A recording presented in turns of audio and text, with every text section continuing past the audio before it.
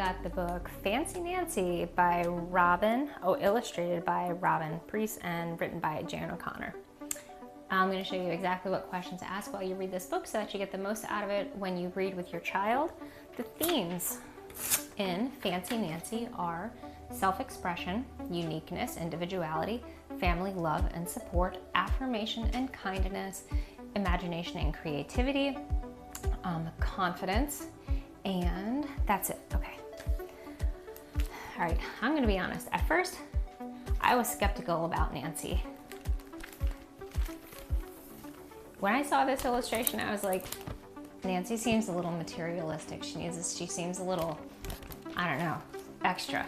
But I came around, I figured it out, I put my first perspective behind me.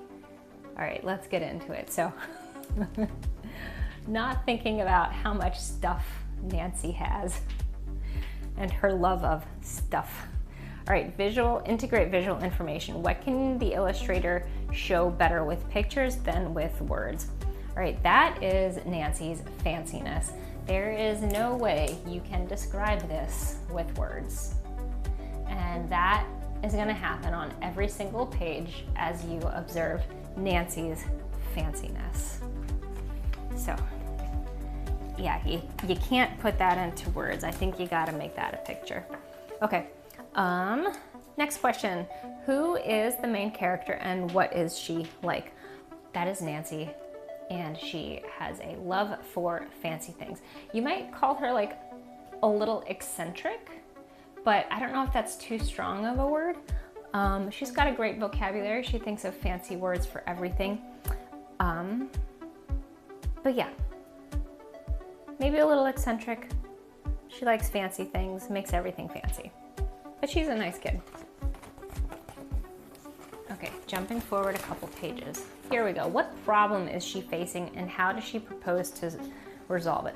The problem Nancy has is that she is the fanciest one in her family. She is extremely different from her mom, her dad, and her little sister. So that's the problem she's facing. She is just like a black sheep in the family.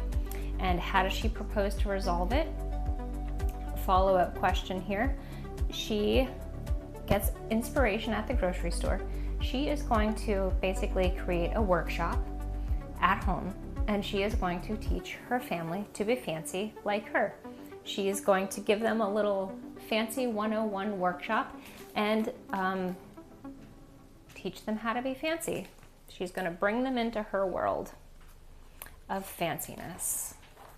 She's very confident in this. Okay. All right, character relationships. How do other characters make things better or worse for Nancy? So this is where the family is like at Nancy's organized workshop where she's teaching them what is fancy, what is plain. And this is going to really develop the theme of family love and support and affirmation and kindness because like they are participating. They're not just rejecting her idea. They're not telling her, we're not like that. We don't know why you're like that. That's dumb. No. They are completely receptive and supportive and affirm everything that she's doing with her fanciness. And this really is a good example of like her imagination, her creativity, because like she came up with a workshop. She has examples. She has a big imagination. She's very creative, and all of that feeds into her fanciness. All right, next page. Point analysis, analyze the point of view. How do characters' actions show what they are thinking and feeling inside? So this is another example of Nancy's like creativity and imagination, because she's going to take the most plain people she has ever known in her entire life, and she is going to transform them into fancy people just like she is. And as far as the family's point of view, this again shows their affirmation for her, their support for her, their acceptance of her, kindness for her. So yeah, you just see like these big contrasts, and everybody's accepting and everybody's willing to participate and be affirmative and like not negative. All right, they all get dressed up. They go to eat pizza. And character relationships. Do Nancy's family's actions show they love and care about Nancy? I guess we're just emphasizing the same thing here. I think this illustration is very funny, the way they walk into this pizza restaurant, all very fancy. This is just another example of how they are very affirming, very accepting, very supportive of Nancy. They are supporting her interests even though they do not understand them, right? They are going with it. They are not dimming her sparkle. They are participating and all of that. And of course, Nancy here is expressing herself and her uniqueness and her individuality, and everybody is there for that. Like, they could have made her feel bad, but they didn't. They are supporting her even when they do not fully understand why she wants to be so fancy. All right, jumping forward to, this could be the last question. Essential idea. What have we and Nancy learned by the end of the story? Okay, Nancy perhaps has not actually learned anything, but subconsciously, she went out on a limb. She decided she was going to create a workshop, teach her family to be fancy, coach them into being fancy, go out to a fancy dinner, which was actually not a fancy dinner.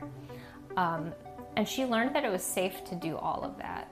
She even ruined their dessert. She tripped on a ballet ribbon and dessert went flying across the restaurant. And her family didn't get angry at her for that. So she went out on a limb a lot. She even made a mistake and a mess when she threw the dessert across the room. But her family never got angry at her. So she learned that it is safe to be herself, and she learned that it is safe to make mistakes because nobody got angry at her. She learned her family supports her. And they didn't get angry. So that is what Nancy has learned by the end of the story. Basically, that she is in a safe space to express herself and her uniqueness and her individuality. Nobody in her family is gonna judge her or tell her she's wrong or try to change her for that. They are affirming and kind and accepting and all of that with all of her imagination and creativity. And support her even when they don't understand exactly where she's coming from. And that is it. That is everything in Fancy Nancy by Jane O'Connor. So great messages in this story. Just don't focus on all of the stuff that Nancy has, because I'm sure that if you look at the picture of her room, you're like, oh my God, no. But focus on these things, and it's got a really lovely little message in Fancy Nancy. All right, that is it. Have fun reading.